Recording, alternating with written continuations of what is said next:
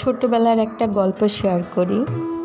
ছোটবেলায় আমার আব্বুর খুব শখ ছিল যে আমাকে হাফেজা বানাবে। তো এই জন্য বগুড়া একটা নামকরা মহিলা মাদ্রাসায় রাখে। তো আমি ওখানেই থাকতাম।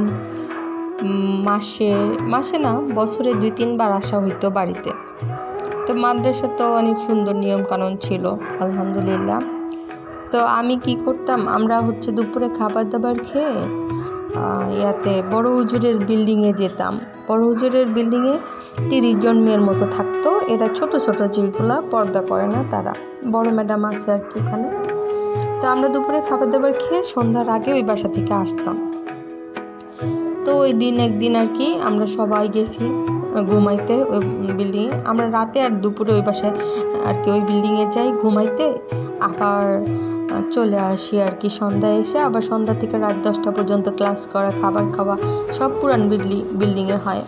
আবার আমাদের নতুন বিল্ডিংয়ে বা অর্থাৎ বড় হুজুরের বিল্ডিংয়ে আবার যাইতে হয়, এরকম নিয়ম ছিল।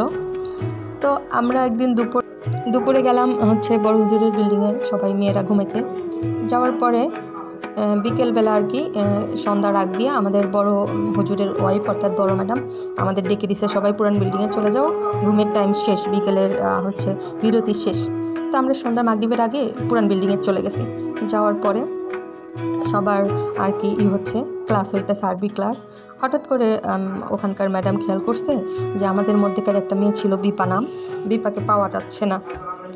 তো বিপা ক্লাসে নাই, তাহলে কোথায়? তো কয়েকজনকে পাঠানো হইলো যে বিপা বাথরুমে গেছে কিনা। বাথরুমে খোঁজা হইলো, দোতলায় খোঁজা হইলো, 3তলায় খোঁজা হইলো, তারপর খাবার রুমে খোঁজা হইলো, বাহিরের অফিস রুমের আশেপাশে খোঁজা হইলো, বিপা কোথায়ও নাই।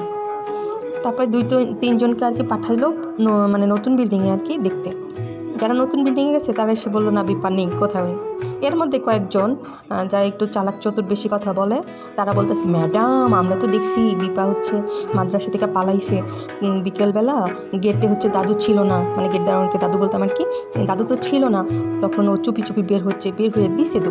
তো ম্যাডাম তো ভয় পেয়ে গেছে, কারণ বিপার বাবা তো পুলিশ অফিসার ছিল, তাহলে তো একটা ঝামেলা বাঁধবে। সবাই টেনশনে শেষ। তো লাস্টবার আর কি ফরিদা নামের এক কাজের মহিলা ছিল, ওনাকে আমরা খালাম্মা বলতাম আর কি, ফরিদা খালাম্মা, ওনারে বড় ম্যাডাম পাঠিয়ে দিছে, আবার নতুন বিল্ডিংয়ে যাও, তুমি খুঁজে আসো, দেখো।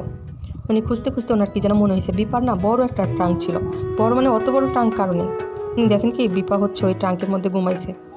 বিপা নাকি দুপুরবেলা ট্রাঙ্কের ইটা লকটা খুলে তারপরে ঘুমাইছিল। তারপরে হঠাৎ করে ঘুম ভাঙার পর দেখছে কি কেউ নেই। ও ভয়ে কি করছে, ট্রাঙ্কের উপরকার পাল্লাটা ঢেকে দিছে, তারপরে আবার ঘুমাইতেছে। এটা দেখার পর ম্যাডাম যে রেগে গেছে যে ওর যদি কিছু হয়ে যেত। কিন্তু ও তো ছোট, আমরা সবাই ছোট, বয়স কত 7-8 হবে।